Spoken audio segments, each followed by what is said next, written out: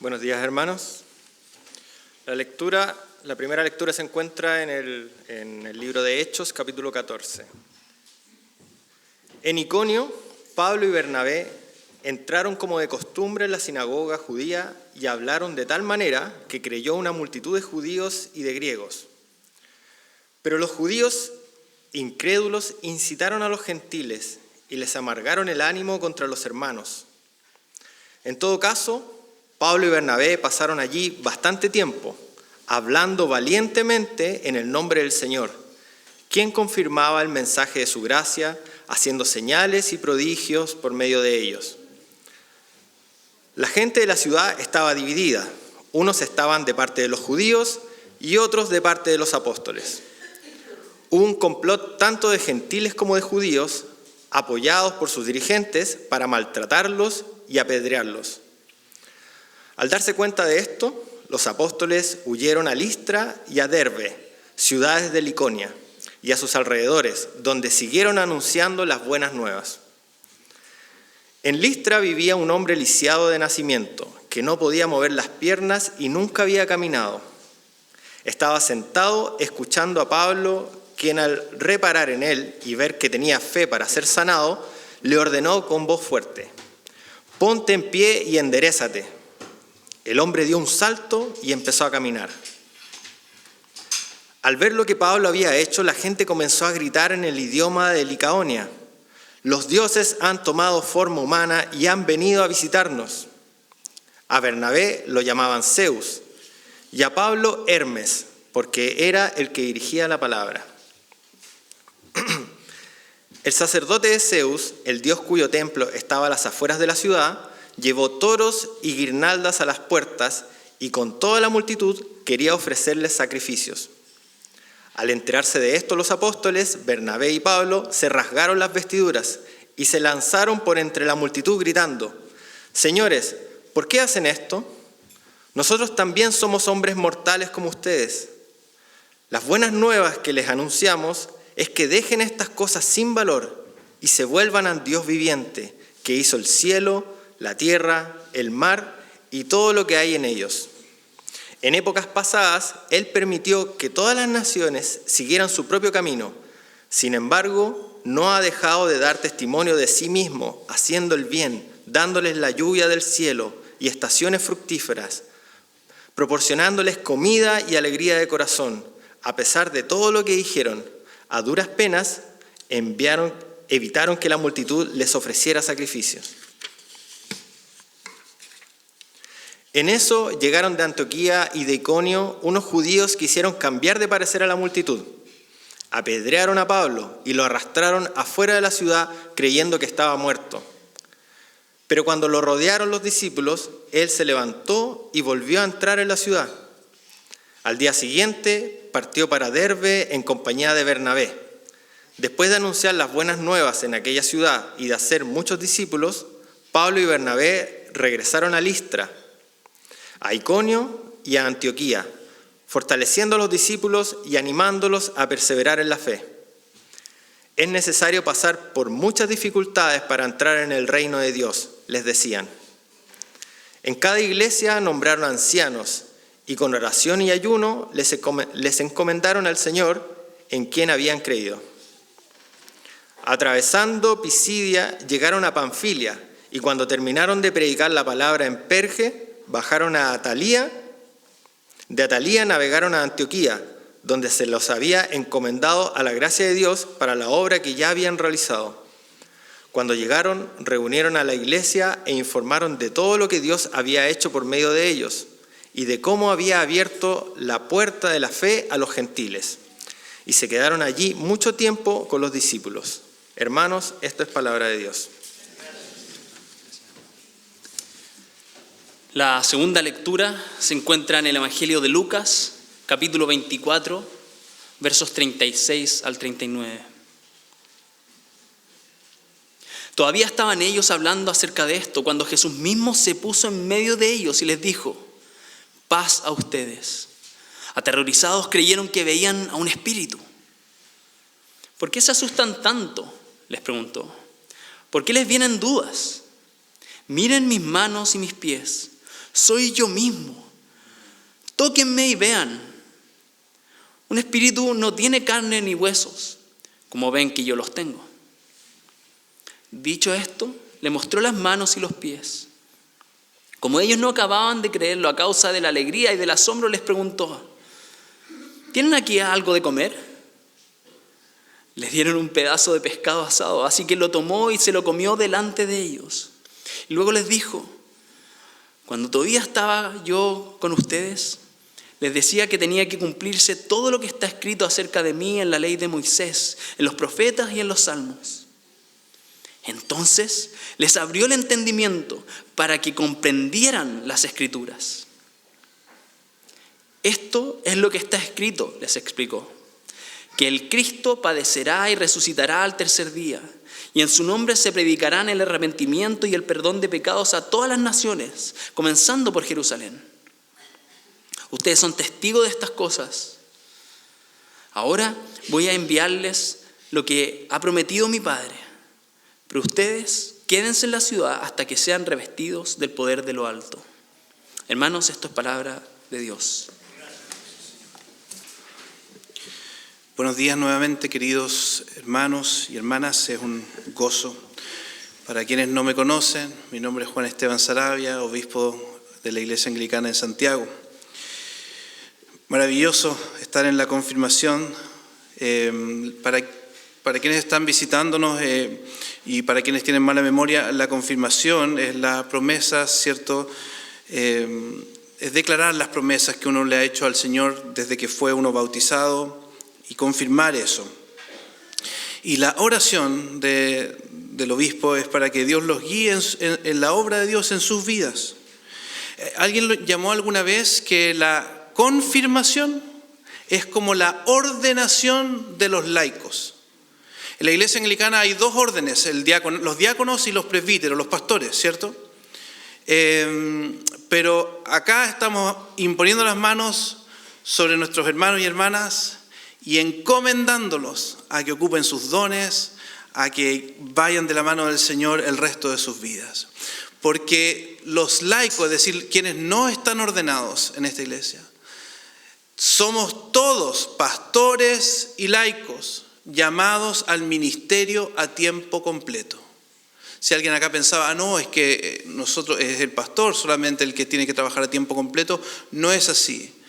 Todos son llamados a servir al Señor a tiempo completo en las diferentes esferas donde Dios te ha puesto a ti. En la universidad, en la casa, en tu trabajo, en la iglesia, con tus vecinos. Ustedes están en lugares donde los pastores no estamos. Y Dios les encomienda, los envía a ustedes a que puedan dar testimonio de Jesús en cada uno de los lugares donde Dios los puso. Amén.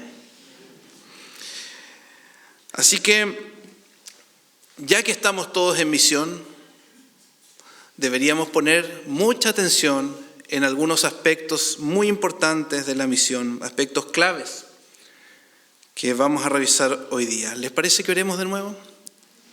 Señor, te damos muchas gracias, te pedimos que nos hables hoy día. No solo en un ejercicio intelectual,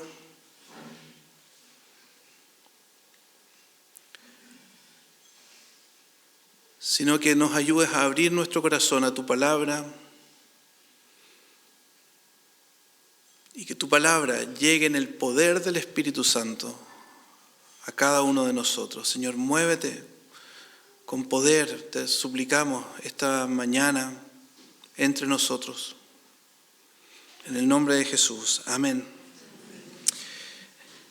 Es importante recordar que la misión no parte con nosotros. Es una continuación de lo que Dios comenzó. Es Dios el que envió a su Hijo, a su único Hijo. Y la misión tiene este carácter de movimiento, ¿cierto? Es enviado Jesús a vivir la vida que nosotros no podíamos vivir, caminar hacia la cruz, cargando nuestros pecados, pagar por los pecados nuestros, no por los de Él es perfecto, pagar por ellos y resucitar. Y Jesús está a la diestra del Padre en este momento. Y desde ese lugar, esa misión que parte Dios mismo, Él la continúa con hombres y mujeres de carne y hueso como nosotros. Es increíble. Mira lo que dice Hechos, el comienzo de Hechos, capítulo 1. ¿Esto está funcionando? Maravilloso. Hechos capítulo 1, verso 8. Antes de que Jesús ascienda, les dice a sus discípulos: pero cuando venga el Espíritu Santo sobre ustedes, recibirán poder. Esa palabra es dunamis, de donde viene la palabra dinamita. Recibirán dinamita, me gusta mucho. No tiene nada que ver con el sermón, pero quiero decirlo. Dinamita. Y serán mis testigos tanto en Jerusalén como en toda Judea, Samaria y hasta los confines de la tierra. Son como círculos. Jerusalén, van a ser mis testigos en Jerusalén, Judea y Samaria. ¿Y saben qué más? Hasta los confines de la tierra, como dijo José Cotúa. Voy a dar testimonio hasta los confines, hasta todas las naciones. Es una gran tarea. Es un gran trabajo.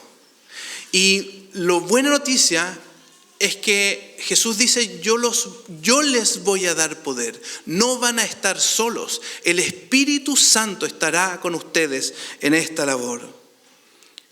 Eso me encanta, ¿cierto? El Espíritu de Dios está con nosotros. Y en Hechos 14 empezamos a ver cómo Dios lleva el testimonio acerca de Jesús hasta los confines de la tierra. Y llama a dos hombres, Bernabé y Saulo, que justamente son encomendados por la iglesia. Queda claro cuando los encomiendan que es Dios haciendo su obra. Mira el verso 2 y 3 del capítulo 13 de Hechos. Dice: mientras participaban en el culto, al culto al Señor y ayunaban, el Espíritu Santo dijo: apártenme ahora a Bernabé y a Saulo para el trabajo al que los he llamado. Así que después de ayunar, orar e imponerle las manos, los despidieron.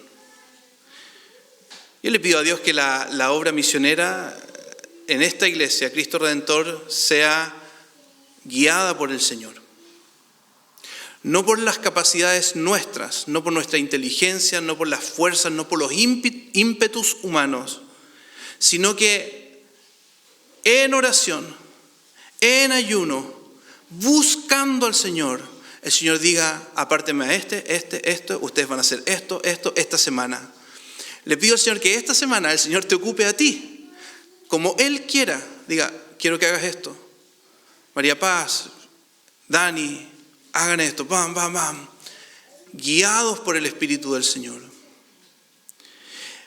Cuando esto es así, la obra del ministerio, el conocimiento de Jesús va avanzando hasta los confines de la tierra. De hecho, es en este momento en que empieza a pasar el primer viaje misionero del apóstol Pablo. Aquí traje un mapa. Así fue el primer viaje misionero de Pablo. Implica movimiento, todas esas líneas son movimiento.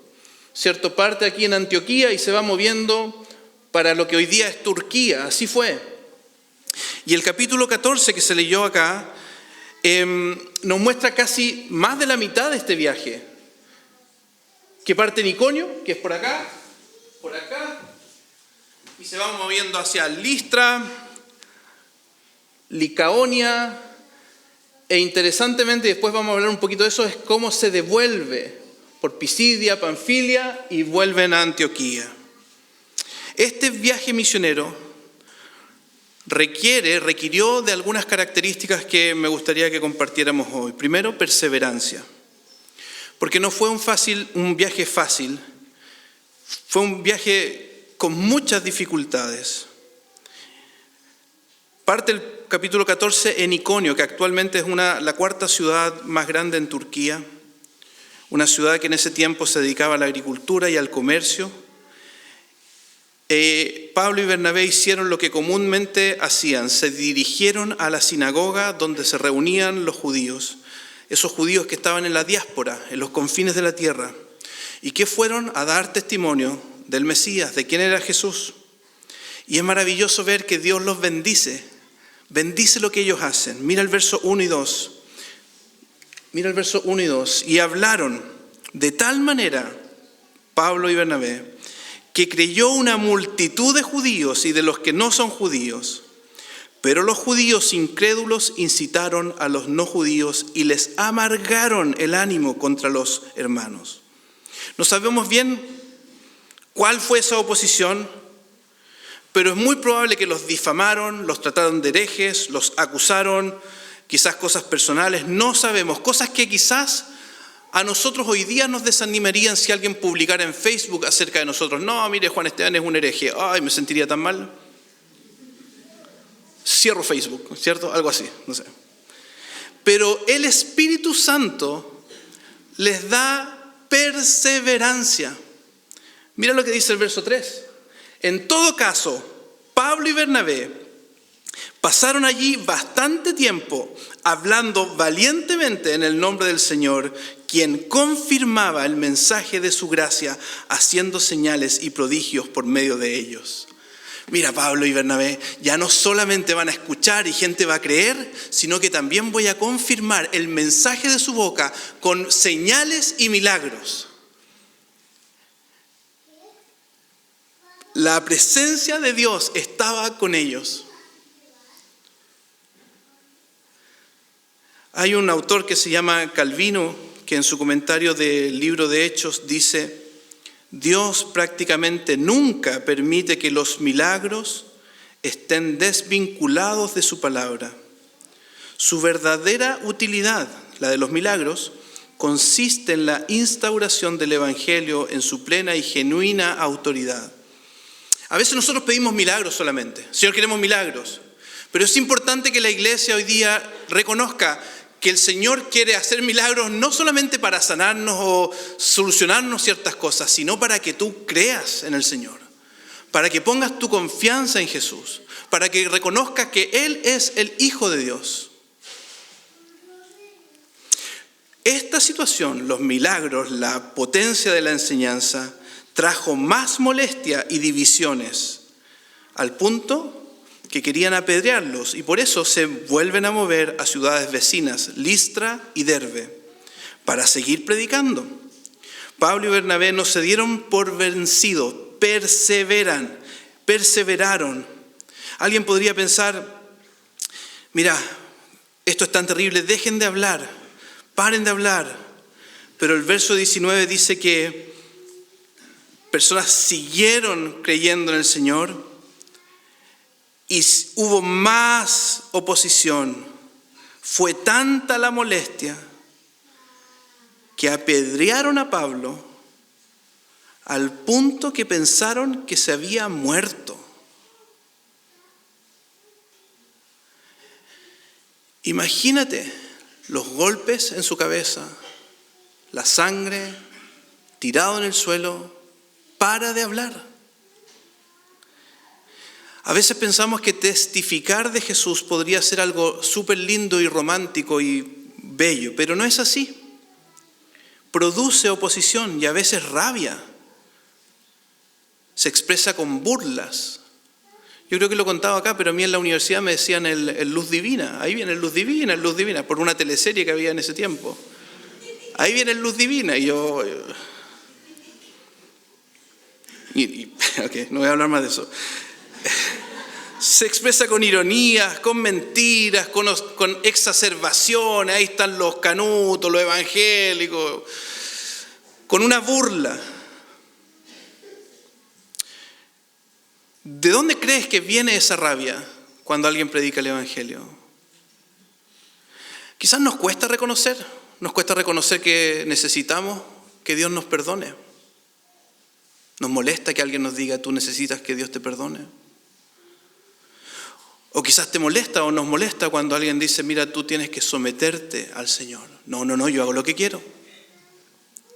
Queremos dirigir nuestras vidas y en última instancia ese enojo hacia quienes hablan de Jesús es un profundo rechazo hacia Dios. Cuando hacemos de cualquier cosa lejos de Dios nuestra identidad, nos va a molestar que alguien nos diga que estamos mal o que necesitamos arrepentirnos de eso. De ahí surge mucha violencia.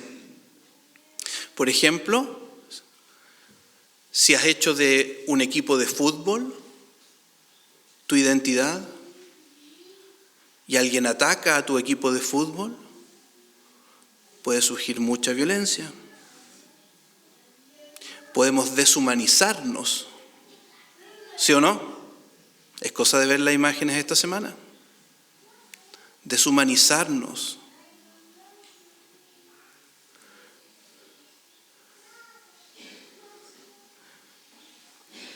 O puede ser que tú ames una posición política. Esta es mi posición política. O incluso algo religioso, que llegas a defenderlo con ira y violencia. Pero Pablo y Bernabé perseveran en paz, sin violencia, predicando el evangelio de salvación. Lleno de moretones, pareciera que ellos se han entregado por completo al Señor. Por eso el apóstol Pablo dice en Filipenses capítulo 1, versos 20 y 21, ya sea que yo viva o muera, ahora como siempre Cristo será exaltado en mi cuerpo, porque para mí el vivir es Cristo y el morir ganancia. La perseverancia en la misión vendrá cuando nuestra vista esté puesta en el Señor más que en mí. Cuando nuestra vista esté puesta en la gloria de Dios más que en mi reputación o en mi bienestar. Porque mientras más nos miramos a nosotros, más difícil es que nosotros podamos perseverar en la misión. Mientras más miramos a Jesús, mientras más miramos sus sufrimientos, su muerte en la cruz, en nuestro lugar, su resurrección, su triunfo, podremos perseverar en la misión. Eso es lo que pasó con el primer mártir Esteban.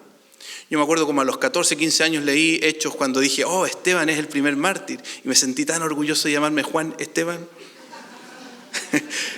Porque cuando Esteban estaba muriendo, siendo apedreado, el Hechos capítulo 7 dice que Esteban, lleno del Espíritu Santo, fijó la mirada en el cielo y vio la gloria de Dios y a Jesús de pie a la derecha de Dios. Veo el cielo abierto, exclamó, y al Hijo del Hombre de pie a la derecha de Dios. Gracias, Padre. Esteban tiene su mirada en las cosas del cielo, en Jesús, en su muerte y en Cristo resucitado. Y no se mira tanto a él mismo. No mira las cosas de este mundo como si fueran las que van a durar para siempre. Para él, vivir es Cristo y morir ganancia. Lo segundo que podemos ver en este pasaje es el fuerte compromiso que Bernabé y Pablo tienen con darle la gloria a Dios. Los versos 8 al 10 tratan cómo Pablo sanó a un hombre lisiado. Realmente fue increíble lo que pasó y te quiero invitar a imaginártelo. Ellos sanaron a un hombre que desde su nacimiento estaba lisiado en unos pueblos más pequeños a los cuales avanzaron. Y simplemente le dijeron, ponte de pie y enderézate.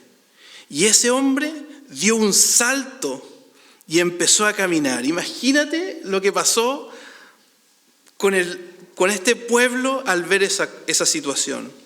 Mira, verso 11.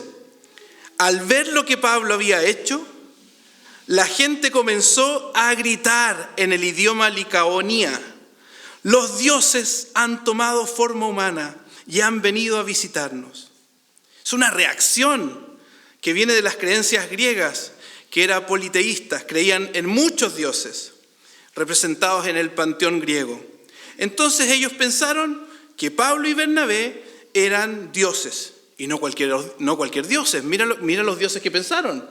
A Bernabé lo llamaron Zeus, y a Pablo Hermes, porque era el que dirigía la palabra. El sacerdote de Zeus, el dios cuyo templo estaba a las afueras de la ciudad, llevó toros, guirnaldas a las puertas y con toda la multitud quería ofrecerles sacrificios. ¡Qué la escoba! En buen chileno. Mira, déjame mostrarte cómo era Zeus. Ahí está Zeus. Zeus es el principal y el más grande de los dioses. Se le llamaba a veces el padre de los dioses y los hombres. Supervisa el mundo entero y tiene su morada en el monte Olimpo. Probablemente, como Bernabé era más tranquilo, no sé, quizás tenía cara de más tranquilo. Dijeron Zeus. Los tuve que cortar, sí, porque estaban sin ropa para abajo. Para que... Así que Hermes, ¿cierto? Hermes lo identificaron con el apóstol Pablo. Hermes es el dios olímpico mensajero, dios de los viajeros que cruzan fronteras. Mira, los identificaron con los dos más famosos dioses, Pablo y Bernabé. Alguien podría decir, Pablo, Bernabé, este es su momento de fama. Ya son youtubers o tiktokeros. Todo el mundo los conoce. Mira, te están identificando con Zeus. Te van a tratar como Dios acá en este pueblo. Ya te están trayendo un novillo, guirnalda. ¿Qué más se puede pedir? Pero Pablo y Bernabé tienen un compromiso con la gloria de Dios. Mira lo que ellos hacen. Al enterarse de esto, los apóstoles Bernabé y Pablo se rasgaron las vestiduras y se lanzaron por entre la multitud gritando: Señores, ¿por qué hacen esto? Nosotros también somos hombres mortales como ustedes. Las buenas noticias que anunciamos son que dejen estas cosas sin valor y se vuelvan al Dios viviente que hizo el cielo, la tierra, el mar y todo lo que hay en ellos. Esa idea de rasgarse las vestiduras era un símbolo de no estar de acuerdo, de dolor con lo que están haciendo. Ellos no se subieron a un escenario, se tiraron en medio de la gente, dejando en claro que ellos son hombres mortales y no son dignos de adoración, sino que apuntaron a Dios. Yo no sé cómo sería ahora si viéramos una santidad así, una sanidad así. Quizás pensaríamos que es mentira, pero si fuera evidente que es verdad, pensaríamos en pagar para esa sanidad. Hay mucha gente que llama a los monjes brasileños para que grandes cantidades de dinero para que provoquen supuestas sanidades. O imagínate que Alan hiciera un milagro así acá, o yo. Lo tomaríamos, lo grabaríamos, rápidamente llegaría a ser un celebrity pastor. Y les aseguro que rápidamente Cristo Redentor llegaría a ser una mega iglesia llena, estaríamos llenos de gente acá, porque hay una sanidad gigantesca y Alan se parece a Zeus o a Hermes. Aunque es bueno porque el Alan supe que la otra vez se cayó en bicicleta. Él está demostrando que no es un dios. Gracias, Alan, por eso. Nosotros necesitamos mirar a Jesús. Como leímos en Lucas, Él es el cumplimiento de las profecías. Jesús es el centro de la historia. Necesitamos mirar su vida, su obra en la cruz y recordar la salvación que Él ganó para nosotros y su resurrección y recordar que Él está sentado a la diestra del Padre y que es Él el que nos limpia de nuestros pecados y nos ofrece una relación, una vida abundante y eterna. No nosotros, no yo, ningún pastor, ni una iglesia, ni una denominación, es Cristo. Y si somos honestos, a veces nos gusta quedarnos con un poquito de gloria. ¿Sí o no? No, igual me gusta que me digan que estuvo bueno el sermón. Señor, dame un poquito de esa gloria. Los músicos sobre todo son buenos para decir, yo no, porque yo fui músico, guitarrista no músico. Nos gusta, oye, mi iglesia es tan buena mi iglesia. Pero no es esta iglesia en particular, es la obra de Cristo en su pueblo. Él merece toda la gloria. Él es el que llevó a cabo la salvación, el que sostiene, el que hizo y creó cada cordillera en el mundo, cada partícula, cada átomo del universo. le pertenecen a Él y son para la gloria del Señor. Amén. Tercero y por último, pero terminar rápido en esto, algo muy importante en la misión es la formación de discípulos y líderes. Este viaje misionero uno podría pensar que ya está terminado porque han predicado mucho. Pero mira lo que ellos hacen después de devolverse por las mismas ciudades que pasaron. Esto es muy interesante, mira. Nosotros estamos acá. Todo eso del Zeus pasó ahí en Derbe, en el último punto, acá. Uno podría pensar, ya, devuélvanse para la casa. Pero ¿qué es lo que hacen? Ellos se devuelven por el camino que llegaron allá. Con una razón. Confirmar, animar, nombrar líderes para el bien de la iglesia. El verso 21 dice, después de anunciar las buenas noticias en aquella ciudad y de hacer muchos discípulos, Pablo y Bernabé regresaron a Listra, Iconio y a Antioquía, fortaleciendo a los discípulos y animándolos a perseverar en la fe. Es necesario pasar por muchas dificultades para entrar en el reino de Dios, les decían. Cada iglesia nombró líderes religiosos y con oración y ayuno los encomendaron al Señor en quienes habían creído.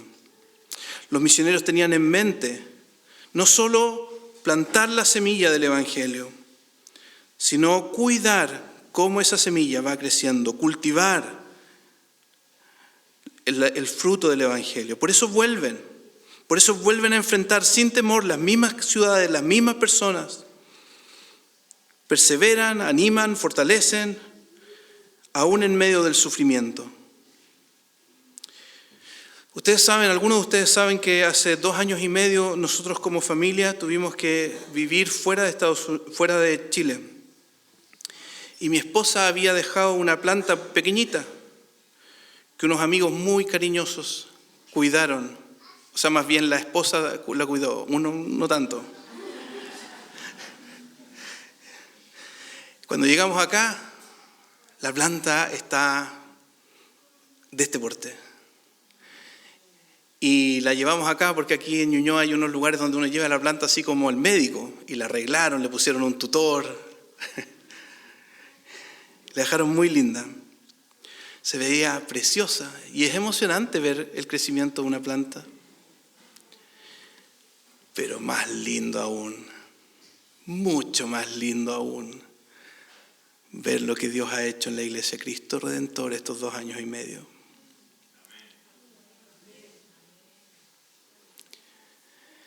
La misión no es solo sembrar algo. La misión es sembrar el Evangelio y procurar que esos hermanos y hermanas sigan creciendo en la fe, comprometidos con el Señor, conociendo a Jesús. Entonces, persevera. La misión requiere perseverancia. Mira a Jesús. Mira lo que Él hizo por ti. Mira las promesas que Él nos ha dado. Mira la vida eterna asegurada para ti. Y por lo tanto, con tu vista puesta en Él, persevera. Comparte, aunque te digan luz divina, comparte acerca de Jesús.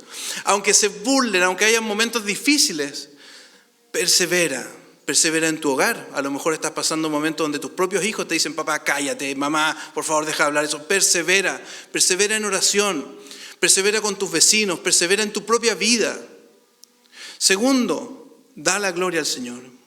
Recuerda lo que el Señor. Yo, al escuchar los testimonios, especialmente de Katy y Douglas, hermanos, me bendijo mucho. Porque ellos decían, conocemos a Jesús desde pequeño. Y no sé qué es lo que, no ha sido una historia así de gran transformación, pero ha sido una historia de fidelidad del Señor en sus vidas. Denle toda la gloria al Señor, cada día de su vida. Y preocúpense de seguir cuidando, discipulando, cuidando a esta iglesia. Discipula a tus hijos, discipula a tus nietos. Prepara a alguien, ¿cierto? A veces pasa que son las mismas personas que hacen las mismas cosas siempre. No voy a ocupar unos chistes que he escuchado en esta iglesia. Pero La labor de los líderes y de todos los que estamos acá es discipular a otros y tú disponerte a crecer en la fe para servir al Señor. Quisiera terminar solamente con esto. Hermanos, quizás hay alguien acá que dice, no, esto es súper bonito, pero no sé cómo se aplica a mi vida. A lo mejor tú estás lleno de temores hacia las personas, rabia, con tu vista llena de preocupaciones, y el Señor te dice, mírame a mí que di mi vida por ti, para que tú tengas esperanza, vida abundante, llena del Espíritu, y el Señor vaya quitando tus temores, tu angustia, tu egocentrismo, y seas libre para vivir para el Señor. Inclinemos nuestros rostros y vamos a orar.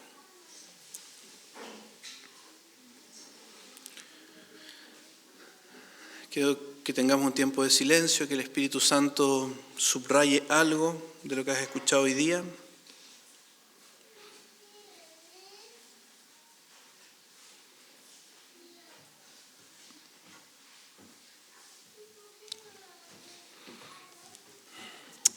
Gracias, Señor, por lo que tú has hecho en el mundo, por lo que has hecho en la historia, a través de tu Hijo Jesús y a través de tu Espíritu Santo. Gracias, Señor, por lo que has hecho en esta iglesia en estos años, por lo que has hecho en nuestros hermanos y hermanas que se confirmaron hoy. Volvemos a poner nuestra vista en el Señor Jesús y que eso nos impulse a perseverar, a movernos en misión, a darte toda la gloria y a discipular a niños, jóvenes, hombres y mujeres, para que se transformen en una planta preciosa que te dé toda la gloria a ti. En el nombre de Jesús, amén.